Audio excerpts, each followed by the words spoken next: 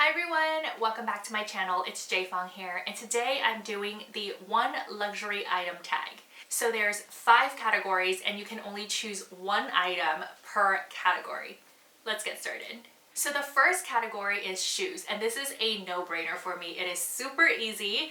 It is the Chloe Suzanne boots. Or maybe it's the Susanna boots, but they are the Chloe studded booties. It is such a classic from their brand, and I absolutely love this. I got these a few years back, and honestly, I'm such a booties girl. I wear booties all year round, summer, fall, winter, spring, anytime, you can name it. I'm pretty much always in booties, and I have so many pair of black booties. It's sort of insane, but I had really wanted to invest in a pair of these, and my husband got these for me, I think for my birthday 2 or 3 years ago, and honestly, I love them so much. They're such a statement piece. They're probably not the best for wearing around the office because they do clank a little bit, but you know, that just tells people around the office that, hey, I'm here. But I get so many compliments on these, and they are actually really comfortable. I went with my normal size, a 38, and they are true to size, and the leather is so soft. There's no like breaking in time or anything like that. So I highly recommend this, and yeah, this one was such a no-brainer for me. So the next category is jewelry. This one was a little bit tough for me because I'm actually not a huge jewelry person. I should be very thankful that I'm not a jewelry person. So the most expensive thing I wear in terms of jewelry is probably my engagement ring, and that in itself makes a pretty big statement. Other than that, I really don't wear anything else. I have this necklace that my dad got me when I was in middle school, actually. So the funny story, when I was in middle school and my dad gave me this diamond necklace, I was like, oh my god, this is so expensive. I don't want to wear it and then lose it. And so I basically kept it inside the little jewelry box until I think I was in college, and I was moving out, and I was moving out of the house to my dorm room, and I was packing everything, and I came across my jewelry box of one necklace, and I was like, you know what, I'm a grown-up now. I shouldn't be scared to wear a necklace, even if it's a diamond necklace.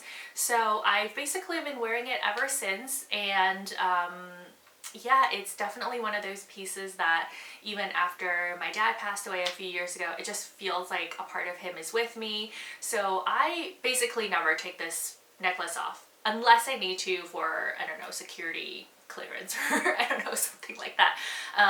But yeah, this is the necklace that will probably stay on me forever. In terms of actual jewelry that I've invested in, I'm gonna be honest, there hasn't been many.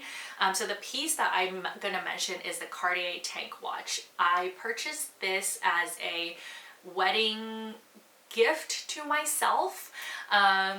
And I wanted to get it engraved, so whenever the pandemic's over and I can go into the Cartier store and talk to them about it, I will. I definitely want to get this engraved with our wedding date. But I have always wanted a watch, and I always feel like as a grown-up, you need to have that one watch, and you can kind of pair with anything.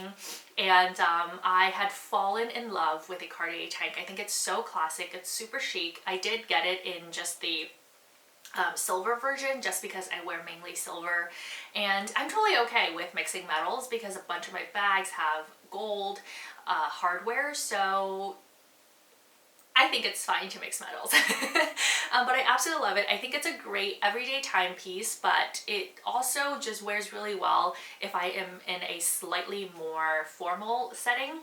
So yeah, I guess the Cartier tank. So the next category is SLG, which stands for small leather goods. And this is my small leather good. It's, again, a no-brainer because I absolutely love this. This is the Chanel, I don't know, zippy coin wallet. It comes in 3 different compartments.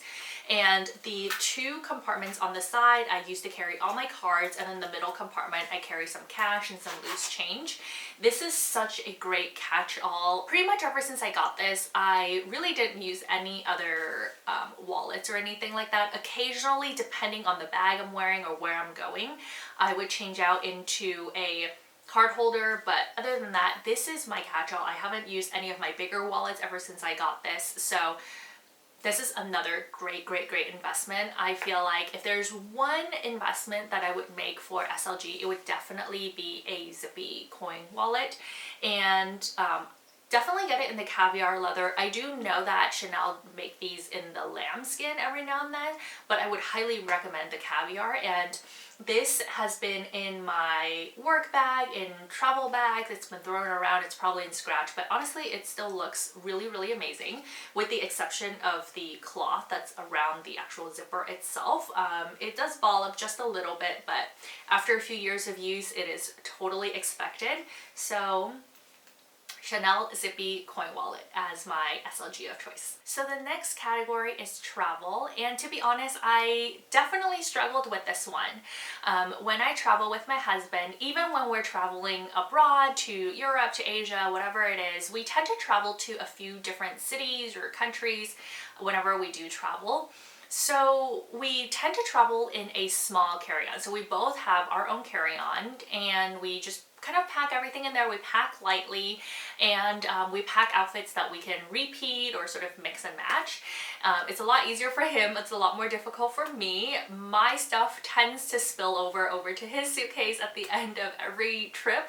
But regardless, we tend to travel pretty light, especially because when you're talking about, you know, going on trains or going on smaller airplanes, we just don't want the hassle of having to check in a luggage and then potentially miss a flight or whatever it is. So we tend to travel pretty lightly. As much as I wanted to feature the Rimowa, and it is a really great investment, to be honest, it just doesn't seem right to just feature a suitcase.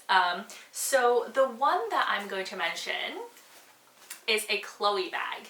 So I think for a lot of people, this is going to be quite a surprise. So the one I'm actually featuring is the Chloe bag. This is the Chloe Drew bag. I believe it's in the mini size. They come in, I don't even know how many sizes they come in now. This bag is probably going to be a surprise to a lot of people. When this hit the runway a few years ago, I feel like everybody had it. It's this color in black. There's also the blush color that's super popular, and then I think the red as like the three most popular bags. But it's one of those bags that got super saturated in the social media world, and then after maybe 6 months to a year, everyone's just like, oh my god, can you guys stop featuring this bag? But I love this bag. This bag has been through everything with me.